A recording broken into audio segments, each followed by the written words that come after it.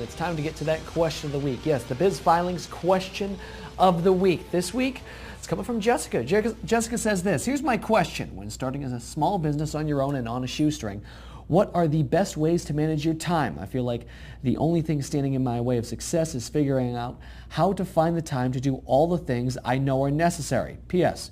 I'm working part-time and the rest of the time I'm home with 2 small children.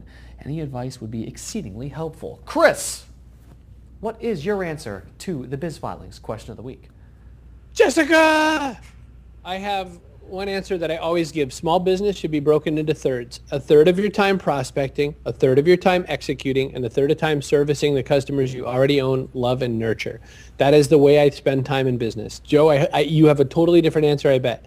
But mine is thirds and thirds and thirds. Prospect, execute, and serve your existing customers. If you don't follow that, the problem most people run into is they fall off the prospecting wagon and then suddenly have huge gaps in what they need for business.